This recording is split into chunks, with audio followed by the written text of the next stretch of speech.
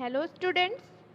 तो कल हमने स्टार्ट किया था चैप्टर 1 हिस्ट्री क्लास 9 का द फ्रेंच रिवॉल्यूशन और फ्रेंच सोसाइटी के बारे में पढ़ा था कि फ्रेंच सोसाइटी जो है किस तरह से थी, क्यों रिवॉल्यूशन हुआ, वहाँ पे रिवॉल्यूशन की ज़रूरत क्यों पड़ी लोगों को, ये तो अभी आगे हम पढ़ेंगे। तो एक बार कल का रिवाइज कर लेते हैं। तो ये सामने आप स्क्रीन पे देख सकते हैं, शॉर्ट नोट्स दिए हुए हैं, इससे आपको हेल्प भी मिलेगी क्योंकि बुक में बहुत डिटेल होता है, लेकिन आपको बुक पढ़ना ज़रूर पड़ेगा ताकि आप जो MCQs हैं, मल्टीपल चॉइस क्वेश्चन हैं, उसको अच्छी तरीके से कर सकें। The French society during the late 18th century. The French society comprised first state clergy, second state nobility, third state जो कि कॉमनर्स का है, big businessman, merchants, court officials, peasants, artisans, landless labourers, servants etcetera. Some within the third states were rich and some were poor. The burden of financing activities of the state through taxes was borne by the third state alone. तो कल भी मैंने बताया था आपको कि third state में भी जो है कई कैटेगरी थी, कुछ उसमें अमीर थे, कुछ रिच थे, कुछ पुअर थे, लेकिन जो फाइनेंसिंग एक्टिविटीज़ है, मतलब कर वसूलना या टैक्स लेना, वो टोटली किससे वसूला जाता था? जो हमारा थर्ड स्टेट है। ठीक है। फिर है द स्ट्रगल फॉर सर्वाइवल। क्या होता है कि टैक्स का पूरा बर्डन जो है वो थर्ड स्टेट पे होने के कारण एक समय ऐसा आता है कि फ्रांस में जो है फूड ग्रेन की जो डिमांड है वो अचानक से जो है बहुत ज़्यादा बढ़ जाती है, क्योंकि फ्रांस की पॉपुलेशन जो है वो उस टाइम पे बढ़ती है। ठीक है। Population of France grew and so did the demand for grain. The gap between rich and poor widened. This led to subsistence crisis. तो ये एक पहला रीज़न था जहाँ से विद्रोह धीरे धीरे शुरू हुआ। एक तो फर्स्ट और सेकंड स्टेट को इतनी छूट मिली हुई थी, उनसे कोई टैक्स नहीं लिया जाता था। दूसरा, सारा टैक्स जो है वो थर्ड स्टेट जो कॉमनर्स थे उनसे वसूला जाता था। इसी बीच जो है फ्रांस की पॉपुलेशन वो अचानक से बहुत ज़्यादा बढ़ जाती है, जिसकी वजह से क्या होता है कि वहाँ पे फूड ग्रेन्स की डिमांड भी बढ़ती है। तो फूड ग्रेन की डिमांड्स बढ़ने के कारण जो है फूड ग्रेन्स की सप्लाई कम हो गई। तो इससे रिच और पुअर के बीच का जो गैप था, उनके बीच की जो दूरी थी वो और क्या हो गई, बढ़ती चली गई। और इससे सब्सिस्टेंस क्राइसिस जो है वो आपका जीवन पे जो है संकट आ गया। मतलब लोग जो है भूखमरी के शिकार होने लग गए और उनको ग्रेन्स नहीं मिल रहा था खाने के लिए, तो वो उस टाइम पे बहुत ज़्यादा डिस्टर्ब थे। तो ये भी एक बहुत बड़ा रीज़न था रिवॉल्यूशन का। तो नेक्स्ट है आपका growing middle class. This state was educated and believed that no group in the society should be privileged by birth. These ideas were put forward by philosophers such as Locke, English philosopher Rousseau, French philosopher. The American Constitution and its guarantee of individual right was an important example of political theories of France. These ideas were discussed intensively in salons and coffee houses and spread among the people through the books and newspapers. There were even read aloud. क्या होता था कि उस time पे जो commoners थे, जो third state के लोग थे, उनमें से कुछ जो अच्छी पोजीशन पे थे, जैसे बिजनेसमैन वगैरह, तो वो धीरे धीरे क्या हो रहे थे, एजुकेट हो रहे थे। तो एजुकेशन जब उनके पास आ रही थी तो उन्हें ये चीज़ समझ में आने लगी कि एक सोसाइटी में रहने वाले लोग जो हैं वो क्या है, इक्वल हैं। वहाँ पे किसी के साथ कोई भेदभाव नहीं होना चाहिए, बाई बर्थ किसी को कोई प्रिविलेज नहीं मिलनी चाहिए। तो ये सारी चीज़ें उन्हें जो है समझ में धीरे धीरे आने लगी। इसको जो है कुछ फिलोसफर्स किनको कहते हैं, दार्शनिक, जो कि किसी चीज़ पे, किसी मुद्दे पे सोचते हैं और अपने विचार रखते हैं, तो उनको हम फिलोसफर्स कहते हैं। तो ये जॉन लॉक और रूसो ये फ्रेंच फिलोसोफर्स थे, एक इंग्लिश दूसरे फ्रेंच। इन्होंने अपनी बुक्स लिखी और बुक्स के थ्रू जो है इन्होंने आपको जो मतलब फ्रांस के लोगों को बताया कि एक्चुअल में सोसाइटी किस तरह से होनी चाहिए। तो जॉन लॉक की बुक थी टू ट्रीटीज ऑफ गवर्नमेंट। इसमें भी बहुत सारी चीज़ें कैसे गवर्नमेंट को गवर्न करें, और जो प्रेजेंट हमारा सिस्टम है मीन्स डेमोक्रेटिक सिस्टम, उसका कुछ चीज़ें जो है इस बुक से भी ली गई हैं, जैसे लेजिस्लेचर, जुडिशरी और एग्जीक्यूटिव वगैरह। फिर है जीन जैक रूसो, इनकी बुक है द सोशल कॉन्ट्रैक्ट। इसमें भी जो है सोसाइटी के बारे में बहुत कुछ डिटेल में लिखा हुआ है, जिसमें किसी एक पर्सन को प्रिविलेज देना या कुछ स्पेशल लोगों को प्रिविलेज देना ऐसा कुछ नहीं है, सभी लोग क्या होते हैं, इक्वल होते हैं। फिर एक और फिलोसोफर थे मॉन्टेस्क्यू, तो इन्होंने भी द स्पिरिट्स ऑफ लॉज में अपनी सारी चीज़ें डिस्क्राइब की। तो इनकी बुक्स पढ़ करके लोगों के अंदर एक नई तरह की सोच डेवलप हुई, और ये सारी चीज़ें जो है बहुत गौर करने वाली है। सैलॉन्स में, मतलब जहाँ पे लोग इकट्ठा होते थे, इसके बाद कॉफ़ी हाउसेस जहाँ पे कॉफ़ी वगैरह जैसे अभी भी होते हैं, वहाँ पे लोग बैठते हैं, सब लोग जाते हैं, वहाँ पे ये सब बुक्स पढ़ी जाती थी और इन पर डिस्कस होता था। साथ में जो लोग नहीं पढ़ पाते थे या फिर उतना पढ़ना नहीं जानते थे, उनको क्या किया जाता था, रीड अलाउड, मतलब ज़ोर ज़ोर से पढ़ करके सुनाया जाता था। ठीक है, तो रीड अलाउड मतलब जोर जोर से पढ़ के सुनाना। नेक्स्ट है आउटब्रेक ऑफ रेवोल्यूशन।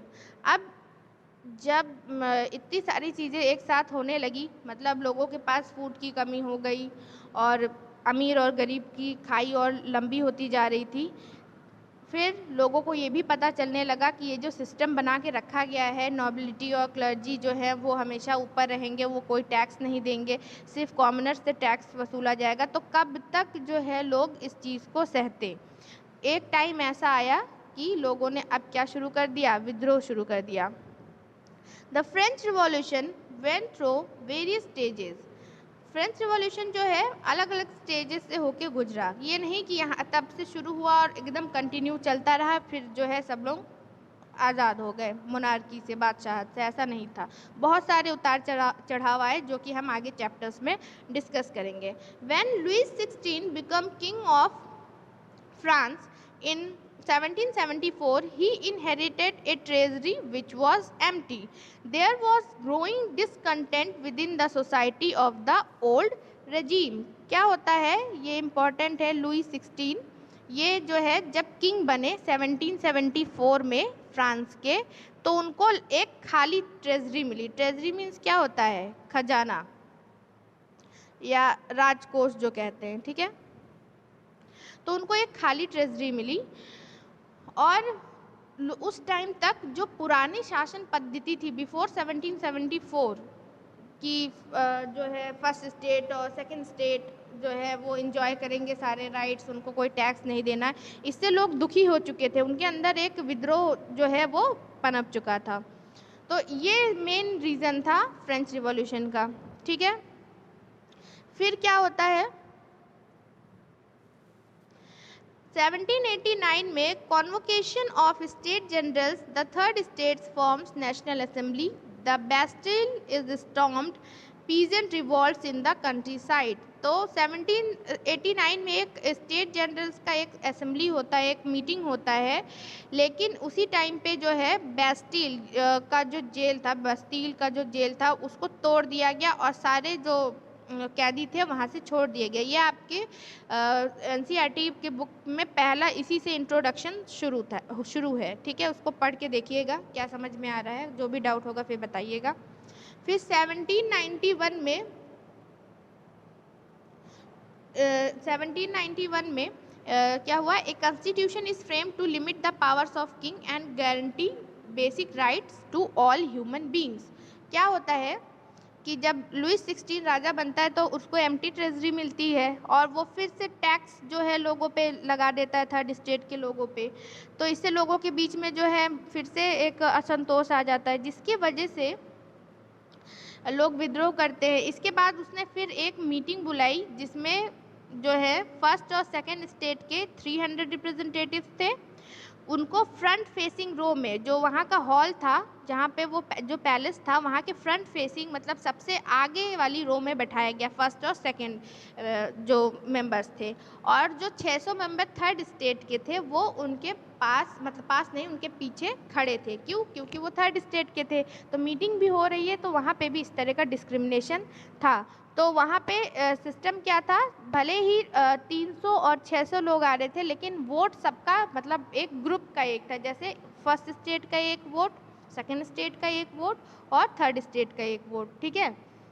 लेकिन वहाँ के पीजेंट, आर्टिसंस और वुमेन्स को उस असेंबली में, उस सभा में घुसने की इजाज़त नहीं थी। तो पहले जो है जो भी वोटिंग होता था हर एक ग्रुप का एक वोट होता था, लेकिन जो थर्ड मेंबर थे उन्होंने डिमांड की कि उनको भी, जो थर्ड स्टेट के मेंबर्स थे जो पीछे खड़े थे कुर्सी के, उन्होंने ये डिमांड की कि उनको भी जो है वोटिंग राइट्स मिलनी चाहिए। तो वहाँ पे ये उनकी डिमांड रिजेक्ट हो गई तो वो असेंबली से बाहर आ गए। असेंबली से बाहर आने के बाद जो है उन्होंने फिर सबने मिल करके, जो थर्ड स्टेट वाले लोग थे उन्होंने अपने आप को क्या डिक्लेयर कर दिया, national assembly. The third state declare themselves as the national assembly and drafted the constitution for France which limited the power of monarch. तो उन्होंने, जो थर्ड स्टेट वाले कॉमनर्स लोग थे, उन्होंने अपनी एक असेंबली बना ली, अपनी अलग सभा बना ली और उसका कॉन्स्टिट्यूशन बनाया जिसमें जो मोनार्क की पावर थी वो क्या कर दी गई, लिमिट कर दी गई, ठीक है।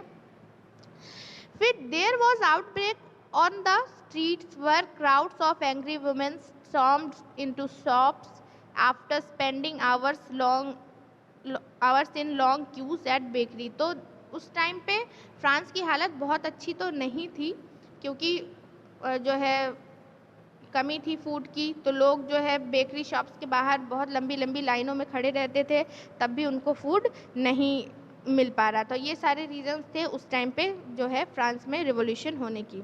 और ये बहुत इंपॉर्टेंट टॉपिक है, फर्स्ट क्वेश्चन ही आपका यही आएगा, what are the main causes of the outbreak of a revolution, ठीक है।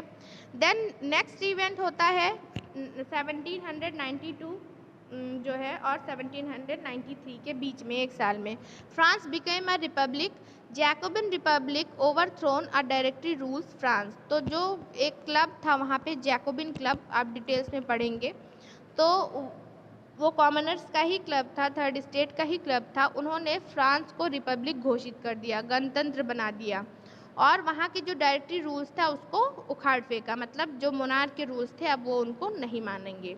1795 में क्या हुआ, a new convention appointed a 5-man directorate to run the state from 26 October to 1795। क्या होता है, जो जैकोबिन क्लब का जो हेड होता है वो बहुत ही ज़्यादा स्ट्रिक्ट था, मतलब कि अगर कोई ज़रा सी भी गलती करेगा या ज़रा सा भी कुछ भी अन्याय करता है तो उसको जो है बहुत कठिन से कठिन क्या दी जाती है, जो है सज़ा दी जाती थी। तो उनका लीडर कौन था, the leader was Maximilien Robespierre. These Jacobins came to known as sans culottes, meaning those without knee breeches. इनके एक स्पेशल तरह का कपड़ा है, आप बुक में देखेंगे, वो भी दिया भी हुआ है। तो ये लोग जो है इन्होंने क्या किया था, एक पॉलिसी बनाई थी। व्हाट इज़ द पॉलिसी, रॉब्सपायर की पॉलिसी थी, the leader of the Jacobins followed A policy of severe control and punishment. मतलब कोई भी जो है किसी भी तरह का अपराध नहीं कर सकता था और अगर करता है तो उसको बहुत कड़ी पनिशमेंट मिलती थी।